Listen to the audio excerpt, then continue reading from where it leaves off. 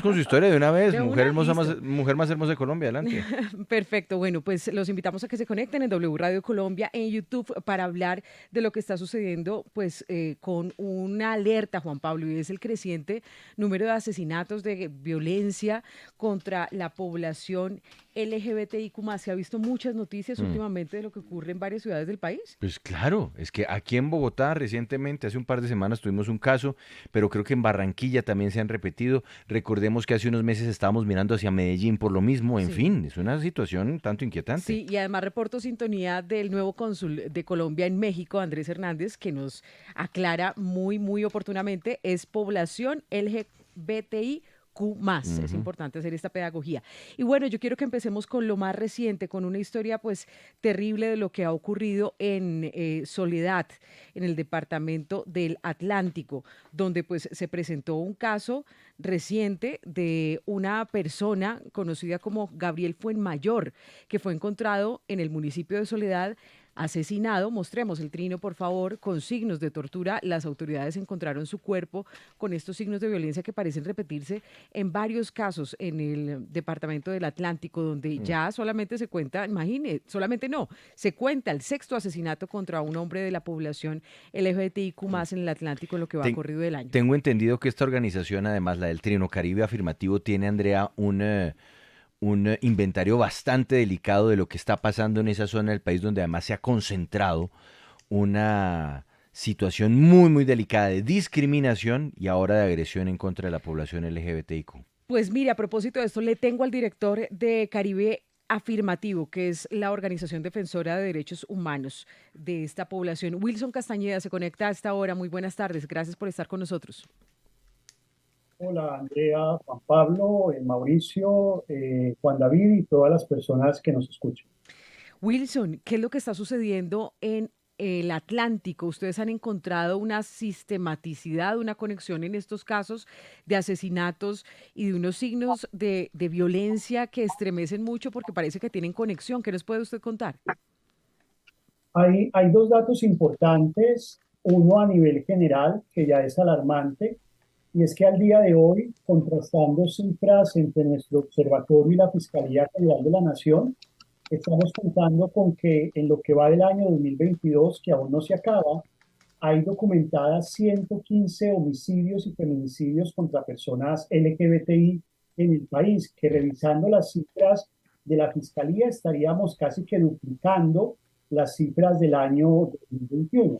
Y el otro dato particular que tiene que ver con lo que ustedes me están preguntando es que en ese universo de 115 homicidios y feminicidios que tenemos este año, hay una altísima preocupación porque hay una afectación puntualmente a los hombres gay en prácticas como las que ocurrió con el caso de Ricardo en Soledad hace un par de días, que tiene que ver con una práctica que tiene 5 características.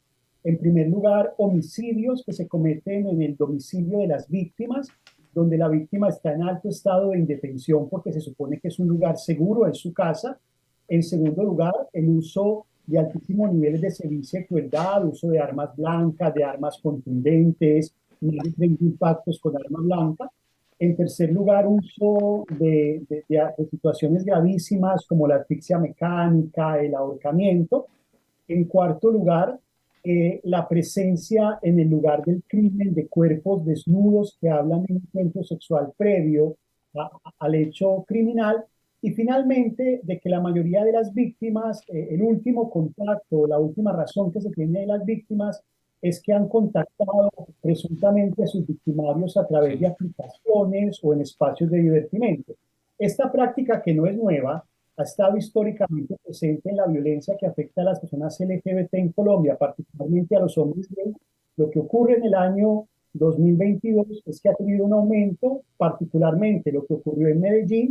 Se presentaron 12 de estos casos entre el mes de mayo y junio con las mismas características, y aquí en el departamento del Atlántico 6 casos en lo que va del año, los últimos dos en la última semana. Sí. Don Wilson, usted nos hablaba de las investigaciones de la Fiscalía. Recuerdo que más o menos hacia finales de octubre, el fiscal general Francisco Barbosa implementó una guía para investigar todos estos crímenes cometidos contra la población LGBTQ+, pero hasta el momento pues no se han esclarecido ni siquiera el 50%, quizás llegaban al 51, 50% de esclarecimiento de estos casos. ¿Usted cree que estos protocolos sí están sirviendo? ¿Usted cree que estos crímenes definitivamente quedan en la impunidad o si ha contado con el apoyo de las autoridades, en este caso de la Fiscalía? Así es, Mauricio. La Fiscalía General de la Nación aprobó una guía interna de aplicación para fiscales y policías judiciales el 10 de octubre, como señala. Es una guía que se construyó en asocio con la sociedad civil. La estábamos construyendo desde la Fiscalía del Fiscal Montealegre, así que se imaginarán ustedes todo lo que nos va a hacer esta guía. Ya la guía fue aprobada por el señor fiscal de la Nación hace 6 semanas y lo que estamos pidiendo puntualmente con estos casos es que se empiece a aplicar la guía. ¿Para qué sirve la guía? Para tres cosas muy puntuales. En primer lugar, la guía nos permite identificar la relación que existe entre la orientación sexual de la víctima y el homicidio. Es decir, saber si había una intención en el perpetrador de generar el crimen motivado por un desprecio hacia la orientación sexual, identidad o expresión de género de la víctima. En segundo lugar, la guía le da herramientas a la policía judicial para que indague asuntos que son claves en la escena del crimen. Por ejemplo, el estado en el que está el cadáver, por ejemplo, las prácticas sexuales previas, para saber si estamos tras de una práctica contundente en estos asesinatos. Y en tercer lugar, la guía le permite a la fiscalía aplicar una modalidad sociojurídica que se llama violencia por prejuicio, que es un ejercicio que nos permite tipificar si finalmente la motivación del victimario tiene que ver con ese desprecio a la diversidad sexual. Y seguramente esto lo podremos saber no solamente si la fiscalía busca quién lo hizo, sino también busca por qué lo hizo, porque un poco la gran preocupación que tenemos. Hace 3 días hubo una sentencia de un juez de un homicidio, de un feminicidio ocurrido contra una mujer trans en Cali en el año 2017. Lo que nos está pasando es que si bien estamos reduciendo la impunidad, acaba de decir que estamos en el 51%, eso es muy grave, pero Juan Pablo, la impunidad hace 3 años en violencia contra personas LGBT estaba en el 87%. Mm. El gran problema que tenemos es que tanto fiscales como jueces se están limitando a saber quién o cometió el delito, un asunto que es importante, pero la guía advierte que es importante preguntar por qué cometió el delito, saber las motivaciones, porque así también podemos pensar en políticas preventivas para no solamente aparecer en estos micrófonos cuando se cometen los homicidios y los feminicidios. Claro, Wilson, sabemos que usted se tiene que ir, pero una última pregunta. El origen de lo que sería ese odio, esa intolerancia y ese caso extremo que ya es llevar a unas personas a cometer estos asesinatos, ¿cuál sería ese origen, particularmente en el departamento del Atlántico? ¿Usted ha encontrado algún foco, algún grupo, alguna publicidad, algún movimiento? ¿Cómo entender todo este odio a partir de dónde se genera allí? Andrea, hay tres cosas claves que podemos leer en estos homicidios ocurridos contra hombres gays y que son similares en los 12 casos de Medellín, en los casos de Bogotá, un par de casos que tenemos de Cali, Pereira y Manizales y los 6 casos de la ciudad de Barranquilla.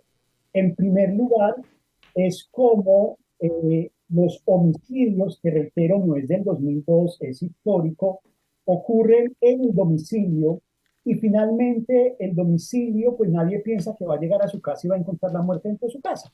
O nadie piensa que cuando cierra la puerta de su casa va a estar en una situación de inseguridad. Y hay una primera alerta para que, sin entrar a juzgar la independencia, la autonomía y la privacidad de las personas, ¿cómo logramos generar mecanismos de seguridad y autoprotección para que efectivamente los espacios privados sean espacios seguros para las personas? En segundo lugar, está esta característica que fue muy fuerte en Medellín y también es muy fuerte en los casos de Barranquilla y de Bogotá, que tiene que ver que en las indagaciones que ha hecho la Fiscalía, los últimos contactos de la víctima presuntamente con el victimario estuvieron relacionados o con que asistió a un lugar de divertimento, llámese un bar, una discoteca, un lugar de encuentro, o a través de una aplicación online. Mm. Y aquí hay un asunto clave y no podemos cometer el error que cometió Medellín cuando aparecieron todos estos crímenes, y es que el señor alcalde salió ser responsable en primera instancia a la aplicación online. Aquí no se trata de generar una persecución contra las expresiones de encuentro, de afecto, de sexualidad, en este caso de los hombres gay, sino también cómo con las autoridades locales, departamentales, Mm, nacionales, empezamos a generar mecanismos claro, de seguridad en el uso de estas aplicaciones. Y en tercer lugar y finalmente, en estos casos hay un asunto que es clave y es que las 5 características que decía en mi primera intervención aparecen en 22 de los 114 homicidios, 115 homicidios que ha registrado la Fiscalía este año. Entre 22 y 25 homicidios aparecen con estas 5 características que yo nombraba al principio: uso de asfixia mecánica en sus domicilios, arma blanca, presencia de actividad sexual frecuente. Vemos que hay un contexto contundente para que la Fiscalía pueda hacer rápidamente un análisis pormenorizado del hecho y sobre todo generar un mecanismo preventivo. Tú me preguntas si Ujú. es una banda, si es una persona. En los casos de Medellín, la Fiscalía avanzó con mucha celeridad. De hecho, para la pregunta que me hacía ahorita Mauricio, la Fiscalía General de la Nación hace un par de semanas inauguró en Medellín, en el búnker de Medellín, una sala especial para atender violencia contra personas LGBT, Mm, decisión que celebramos y esperamos resultados. En Medellín, la investigación logró avanzar de forma asertiva y dar cuenta que presuntamente estábamos detrás de una banda que no estaba en la hipótesis de la Fiscalía, que si bien no tenía como primer objetivo asesinar a los hombres gay, se sí. sentía que los hombres gay eran una población de altísima vulnerabilidad y por tanto eran susceptibles de esas prácticas delictivas que esta banda proponía. Mm, Pero eso quedó en la hipótesis, esperamos que se pueda desarrollar. Y una cosa final que es importante, Andrea, tu pregunta, y es que sí. creo que toda esta sumatoria de homicidios, fíjate que en Barranquilla, entre René y Ricardo, que son los 2 últimos homicidios, pasan solamente 4 días. Es claro que no estamos ante un hecho aislado y es un mensaje contundente que de la sociedad civil le damos a la Fiscalía. No son casos aislados que ocurran en Preocupante. ciudades diferentes, son prácticas similares que dan cuenta de una práctica sistemática que no es nueva en el 2022, pero es histórica y que ha afectado particularmente a los hombres gays en sus espacios privados, y Sí. una manera de llegar a ellos es a través de los espacios de encuentro sexual en lugares de divertimento. Pues muy, muy grave. Le agradecemos, Wilson Castañeda, por todo este panorama que es importante para las autoridades. Director Caribe Afirmativo, Organización Defensora de Derechos de la Comunidad, la población LGBTIQ+. Gracias, Wilson. Y mire, Juan Pablo, quiero rápidamente tener otros dos panoramas. Uno en Tuluá, en Valle del Cauca, donde se está presentando una situación de persecución administrativa, mostremos el comunicado, y amenazas a la vida e integridad física del personal que brinda atención en servicio de la Clínica de Identidad de Género de la ESE Hospital Departamental Tomás Uribe Uribe, ubicado en la ciudad de Tuluá, en el Valle del Cauca. Quiero saludar a esta hora a Juan David Cañaveral Orozco. Él es médico especialista en sexología clínica y es coordinador del componente clínico de esta clínica de identidad. Gracias, doctor Cañaveral, por acompañarnos. ¿Y qué fue lo que pasó? ¿Ustedes recibieron amenazas por atender a eso la sí me parece población increíble, LGBTIQ+? increíble. Bueno, muy buenas tardes, Andrea. Muchas gracias por abrir tus micrófonos y permitir este espacio. Sí, realmente en la S Hospital Departamental Tomás Uribe Uribe de Tuluá, en este momento somos el único hospital público a nivel nacional que prestamos atención afirmativa a personas con experiencia de vida trans. Me enteré por quien era mi jefe en ese momento, la doctora Amanda Trujillo, de la existencia de unos anónimos que amenazaban con relación a la atención con identidad, con experiencia de vida trans. Y estos anónimos se referían a por atender a estos invertidos y ayudarlos a cambiar de sexo, así decían estos anónimos. Mm, Mi jefe recibe unas amenazas directas contra su vida, su integridad física y la de su familia. Lo reporta ante la Defensoría del Pueblo, la Oficina de Mujer y Género, y a la Fiscalía directamente. Mi jefe sale del país el 4 de diciembre y en este momento está en un proceso pues, de asilo político. Entre el 4 de diciembre y el 23 de diciembre, que yo estuve antes de mi periodo de vacaciones, en este momento estoy en periodo de vacaciones, se sucede la renuncia de 2 psicólogas asociadas también con el programa de clínica de identidad de género, eh, y luego salgo yo a vacaciones el 23 de diciembre y todo esto ocurre pues como ante el silencio absoluto también por parte del hospital a decir, bueno, me contacté por ejemplo con la Defensoría del Pueblo, con la doctora Sandra Salguero y ella me dice, bueno, las amenazas las recibió Amanda, pero pues fue Amanda, ¿cierto? Aunque estaban así por atender por estos invertidos y ayudarlos a cambiar de sexo. Eh, y me dice, no, es el hospital el que debe establecer medidas para garantía y protección de la vida.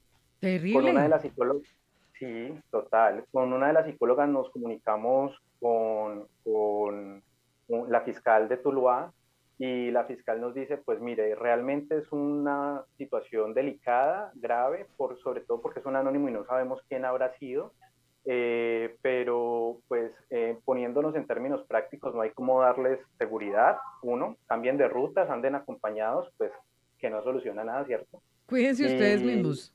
Hágame el favor. exacto.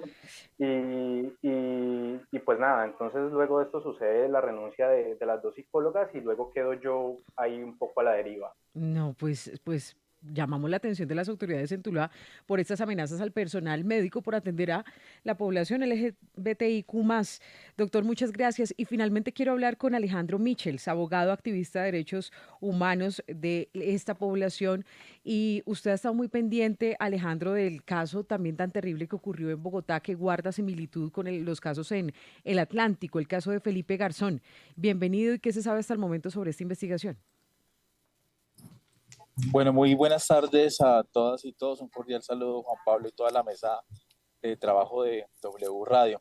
Bueno, quiero contarles que pues las investigaciones obviamente siguen avanzando, pero obviamente desde los sectores LGBTI sin duda alguna, y como lo mencionaba hace un momento Wilson, pues sí requerimos y volvemos a instar a la población y especialmente a las entidades, que es la Fiscalía y la Policía, que sin duda alguna pues obviamente tienen que haber capturas en este caso y en todos los casos. Es que estamos hablando de casi un Sí. 97%, 97% de impunidad frente a los Pero casos venga, de Alejandro, discriminación. es que eso que usted plantea ahí me parece terrible. O sea, ¿no se captura porque la policía y la fiscalía están muy ocupados? ¿O no se captura porque es que no les interesa hacer ese tipo de investigaciones? Mire, Juan Pablo, lo que usted menciona es clave y uno diría sí, efectivamente, pues obviamente los sectores LGBT pues siguen en este margen de discriminación. Se ofreció una recompensa por parte pues obviamente de las autoridades y no pasa nada, no ha pasado nada en varios casos de Medellín. Seguimos con temas de abuso de autoridad, seguimos con una cantidad obviamente de factores de discriminación en donde cada día estamos contando muertes, ya más de 114 pues obviamente en el último año, y con este mensaje, pues obviamente impunidad es muy negativo para el país y hace que nosotras y nosotros sin duda alguna, pues no nos sintamos seguros. Aquí hay que mandar un mensaje a la sociedad y es que la discriminación mata y lo estamos viendo, están matando a nuestros pares, están matando personas trans, están matando hombres gay, y entonces no sé para dónde vayamos. Y Mm. obviamente eso deriva de que tenemos sin duda alguna varios años de la ausencia de política pública LGBTI nacional, que sin duda alguna lo que debe hacer es contrarrestar los niveles de discriminación que viven nuestras capitales. Numeral querer a Colombia es, insisto, respetar la vida de todos, algo que no está sucediendo desafortunadamente en nuestro país. Alejandro, gracias. Gracias. Bueno, pues hacemos una pausa en Sigue la W. Este panorama me parece espeluznante.